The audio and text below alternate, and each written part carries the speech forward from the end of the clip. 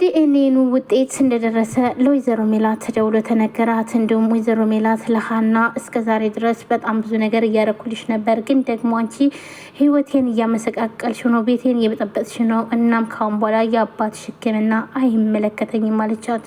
እናም በጣም ትደነግጣለች። እናም ደግሞ ዶክተሩ እንደሚፈልጋትኝ ለአባቷ ተናግሮ ነበረ። ሀናም አባቷ ጋር ስትሄድ እና ዶክተሩ ይፈልግሻል ሂጂና አናግሪው ይላታል። እሺ ግን አንተ እንዴት ነህ? ምክንያቱም ደግሞ ሀና አብራ አላደረችም ነበረ። እናም እኔ በጣም ደህና ነኝ እና ዶክተሩ ምን አለህ? ምንም አላለኝም ደህና ነህ ነው ያለኝ። እሺ በቃ ሂጂና አናግሪው ይላታል።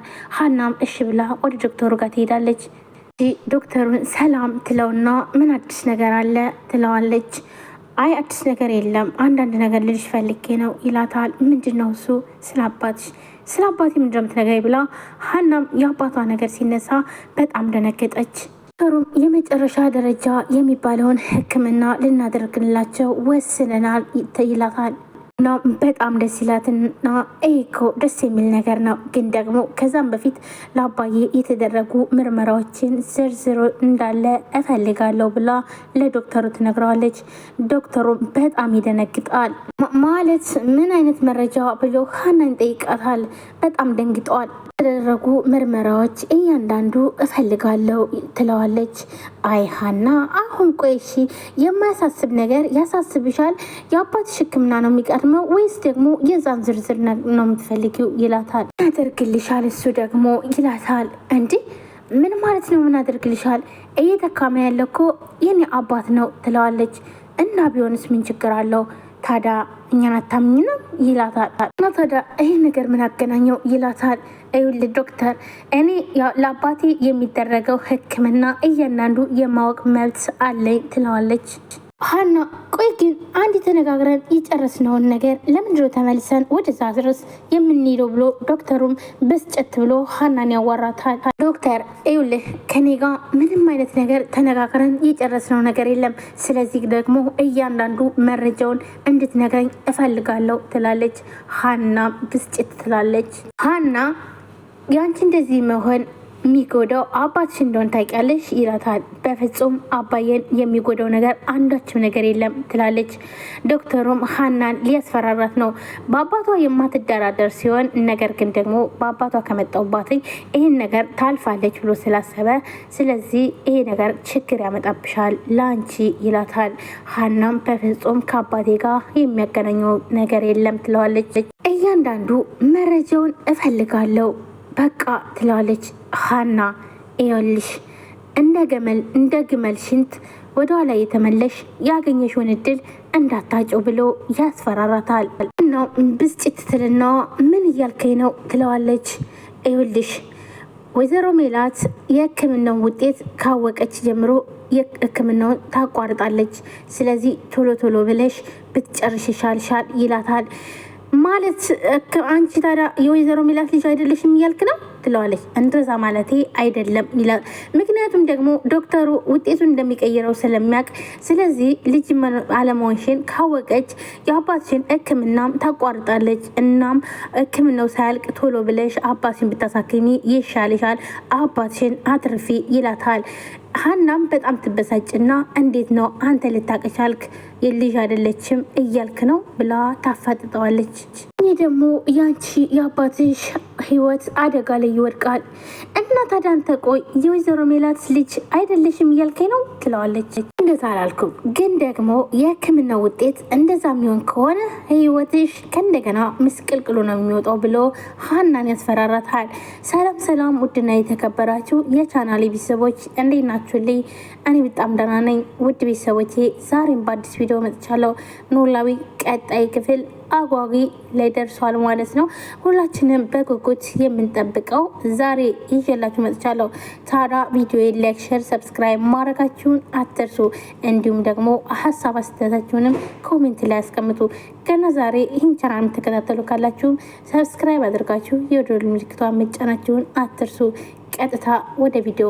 ሀና ብስጭት ትልና ዶክተር ግን የተቀመጥክበት ቦታ ገብቶ ነው የተቀመጥከው ትለዋለች። ይቅርታ ይሄ ደግሞ ምን ማለት ነው ይላታል።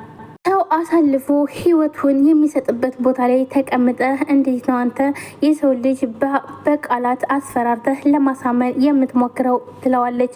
ምክንያቱም ደግሞ ሀና እንድታምንለት እያስፈራራት ስለሆነ፣ ምክንያቱም አንቺ የወይዘሮ ሜላት ልጅ ካልሆንሽ ሕክምናውን ታቋርጣለች። እናም በዛ ሰዓት ደግሞ አባትሽ አደጋ ላይ ነው የሚወድቀው ስላላት ነበረ። ምን ማለት እንደፈለግሽ አልገባኝም ይላል። እንዳልገባውም ዶክተር ልልህ የፈለኩህ ገብተዋል ትለዋለች። ሀና እንደዚሁን ስትናገር ማንም አይቷት አያውቅም። ነገር ግን ደግሞ በሀቅ ስለምትሄድ ሀና ሀቀኛ ስለሆነች ዶክተሩን ደግሞ ሸፋፍና ማሳለፍ አልቻለችም። አባቴ የፈለገ ነገር ይሁን እንጂ እኔ በሀቅና በሀቅ ነው የምሰራው ትለዋለች። ሀና የኔና አንቺ እዚህ ጋር መጨቃጨቁ ምንም ጥቅም የለውም። ለመጨረሻ ጊዜ የምመክርሽ ነገር ምንድን ታውቂያለሽ? ቶሎ ቶሎ በይና የአባትን ሕክምና አጠናቂ ይላታል። አለያ ግን ብዙም ጊዜ ላይኖራቸው ይችላል ብሎ ሀናን ያስፈራራታል። ቆይ ግን ይህን ያክል እርግጠኛ ሆነህ የምትናገረው ምንም በማስመልከት ነው? ትለዋለች ሀና።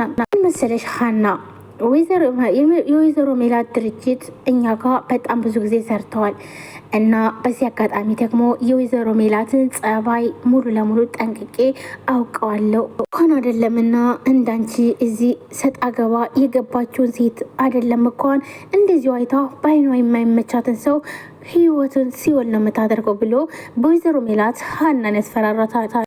ቆይ አልገባኝም፣ እያስፈራራኝ ነው ብላ ትለዋለች።